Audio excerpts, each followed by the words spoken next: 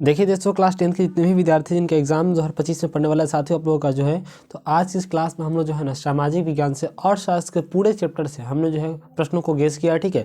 और हम लोग जो है इसमें 30 से आप लोगों का 35 क्वेश्चन ऐसे इस प्रकार से प्रश्न देंगे जिसमें का आपको पूरा का पूरा अर्थशास्त्र लड़ जाएगा, ठीक है ना। तो सभी क्वेश्चन को याद कर लेना साथियों। स्टार्ट करते हैं क्लास को, और इसका PDF चाहिए तो आप हमको व्हाट्सअप कर देना, चैनल को सब्सक्राइब करके PDF आपको फ्री में प्रोवाइड करा दूंगा, ठीक है ना। तो स्टार्ट करते हैं। सबसे पहला क्वेश्चन देखो दोस्तों, सबसे पहला प्रश्न है कि अर्थव्यवस्था क्या, बताओ अर्थव्यवस्था जो है ना साथियों क्या है। तो ध्यान रखो, अर्थव्यवस्था क्या समझो। अर्थव्यवस्था एक ऐसा व्यवस्था तंत्र है जिसके अंतर्गत विभिन्न प्रकार की आर्थिक क्रिया संपादित होती है। जैसे में क्या हो जाएगा, व्यापार, उद्योग, परिवहन, ये सब क्या हो जाएंगे, ये सभी सभी अर्थव्यवस्था हो जाएंगे, ठीक है ना। अगला क्वेश्चन देखो, अगला क्वेश्चन अब क्या कि आर्थिक विकास से अब क्या समझते हैं। देखिए आर्थिक विकास से अब क्या समझते हैं, तो समझिए आर्थिक विकास वह प्रक्रिया है जिसके अंतर्गत किसी भी देश या रूप राज्य की प्रति व्यक्ति आय में एक लंबी अवधि तक वृद्धि होती है, ठीक है ना। आर्थिक विकास का उद्देश्य सभी क्षेत्रों में उच्च स्तर प्राप्त करना पड़ता है, ठीक है ना। ये आपका आर्थिक विकास से क्या होता है, ये समझ गया, ठीक।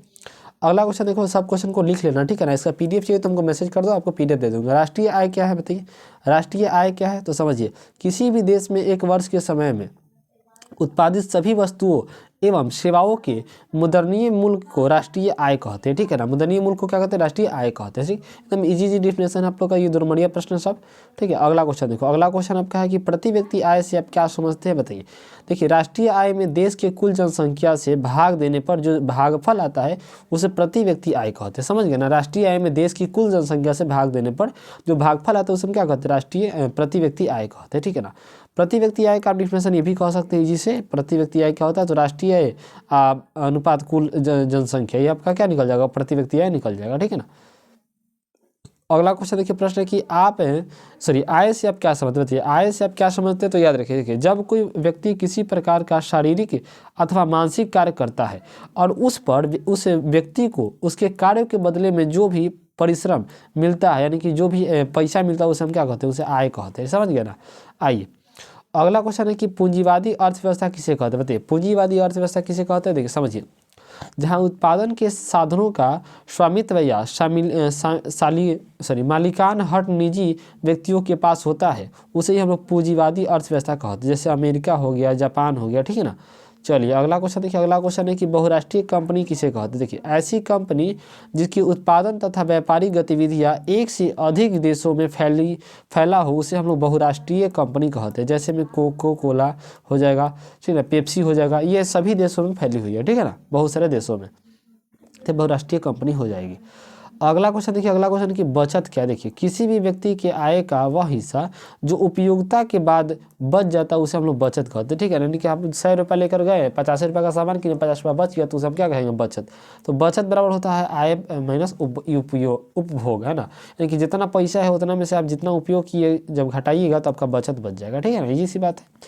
अगला क्वेश्चन है कि साख क्या है। देखिए ये प्रश्न इंपॉर्टेंट है। देखिए साख का अर्थ होता है विश्वास या भरोसा, ठीक है, भरोसा करना। जिस व्यक्ति पर जितना अधिक विश्वास किया जाता है उसकी साख उतनी ही अधिक होती है। अर्थशास्त्र में साख का मतलब ऋण होता है। क्या होता है, साख का मतलब ऋण लौटाना होता है, ठीक है ना। चलिए अगला क्वेश्चन देखिए, अगला क्वेश्चन है कि सतत विकास किसे कहते हैं। देखिए ऐसा विकास जो जारी रह सके, टिकाऊ बना रह सके, सतत विकास कहलाता है, ठीक है। यानी कि जो जारी रह सके, टिकाऊ बना रह सके उसे हम क्या कहते हैं, सतत विकास कहते हैं, ठीक है ना। मतलब कुछ दिनों तक, बहुत ज़्यादा दिनों तक चल सके, ठीक है। सतत विकास में न केवल वर्तमान पीढ़ी बल्कि भावी को भी ध्यान में रखा जाता है, ठीक है। यानी कि अभी जो हो रहा है उसको भी ध्यान में रखा जाता है, ठीक है। निजीवाद से आप क्या समझते हैं, इंपॉर्टेंट प्रश्न है। देखिए निजीवाद का अर्थ होता है निजी क्षेत्र द्वारा सार्वजनिक क्षेत्र के उद्योगों पर पूर्णतः अथवा आंशिक स्वामित्व प्राप्त करना तथा उनका प्रबंध करना। आर्थिक सुधारों के अंतर्गत भारत सरकार ने सन 1991 ईस्वी में नीति की शुरुआत की थी, ठीक है ना। ये आपका आंसर होगा। अगला क्वेश्चन देखिए, अगला क्वेश्चन है कि राष्ट्रीय आय की जनसंख्या से क्या संबंध है। देखिए राष्ट्रीय आय की जो है ना जनसंख्या से क्या संबंध है, ये प्रश्न है। देखिए राष्ट्रीय आय इसमें उत्पन्न करने वाले सभी कारकों का युग्म से निर्धारित होती है, जबकि जनसंख्या राष्ट्रीय आय की प्रति व्यक्ति आय निर्धारित करने में मदद करती है, ठीक है ना। चलिए अगला क्वेश्चन देखिए, अगला क्वेश्चन है कि सहकारी सेवा किसे कहते हैं, ठीक है ना। देखिए सहकारी सेवा का ही प्राय राज्य अथवा सरकार द्वारा प्रदान की जाने वाली विभिन्न प्रकार की सेवाएं हैं, जिसमें सुरक्षा एवं प्रशासनिक सेवाएं तथा सार्वजनिक सेवाएं हैं, जैसे रेल पथ, परिवहन हो जाएगा, स्कूल हो गया, कॉलेज हो गया, ठीक है ना, ये सब आ जाएंगे। अगला क्वेश्चन देखो, अगला क्वेश्चन आपका कि आधारभूत संरचना किसे कहते हैं। देखिए, आधारभूत संरचना से अभिप्राय यातायात एवं संचार, शक्ति, सिंचाई, शिक्षा, स्वास्थ्य जो है, जलापूर्ति आदि जैसे सेवाओं से है, जो किसी अर्थव्यवस्था के लिए सहायक ढाले का निर्माण करते हैं, ठीक है, ढांचे का निर्माण करता है। क्वेश्चन अगला है, देखिए समझिए कि मिश्रित अर्थव्यवस्था क्या। देखिए, मिश्रित अर्थव्यवस्था पूंजीवादी तथा समाजवादी अर्थव्यवस्था का मिश्रण है। इसमें उत्पादनों की साधनों का स्वामित्व सरकार तथा नियोजक का व्यक्तियों के पास होता है, ठीक है ना, ये आपका आंसर हो गया। अगला क्वेश्चन आपका क्वेश्चन है कि समावेशी विकास से आप क्या समझते हैं। देखिए, विकास की सीधा संबंध राष्ट्रीय आय से है। राष्ट्रीय आय का आधार प्रति व्यक्ति आय है। यदि प्रति व्यक्ति आय में वृद्धि होती है तो राष्ट्रीय आय बढ़ जाता और विकास संभव हो पाता है, ठीक है ना।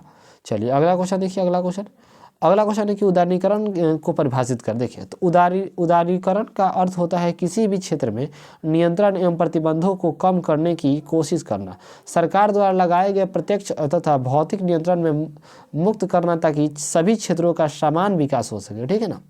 चलिए अगला क्वेश्चन देखो, अगला क्वेश्चन, सब प्रश्नों को लिख लेना। इसका पीडीएफ चाहिए तो हमको मैसेज कर दो, चैनल को सब्सक्राइब करके दोस्तों के पास शेयर कर देना। प्रश्न की राष्ट्रीय आय की गणना में होने वाली कठिनाइयों का वर्णन करें। देखिए, तो राष्ट्रीय आय किसी भी देश की आर्थिक स्थिति की सूचक है। किसी भी देश को विकसित विकासशील एवं पिछले राष्ट्रों की श्रेणी में जाने आने का आधार राष्ट्रीय आय ही देता है, समझ गए ना। चलिए अब देखिए, इसमें कठिनाइयाँ क्या है। कठिनाइयाँ ये हो जाए कि आंकड़ों के एकीकरण में कठिनाइयाँ होती है, दोहरी गणना की संभावना होती है, मूल्य मापनों में कठिनाइयाँ होती है, ये सब होती है, ठीक है ना। अब देखिए, आर्थिक नियोजन क्या। देखिए, आर्थिक नियोजन किस अभिप्राय है कि यह एक ऐसी प्रक्रिया है जो एक निश्चित समय के अंदर निर्धारित लक्ष्यों को प्राप्त करने की आर्थिक गुणों का व्यवस्था ढंग नियंत्रित किया जाता है, तो इसे आर्थिक नियोजन कहते हैं, ठीक है ना।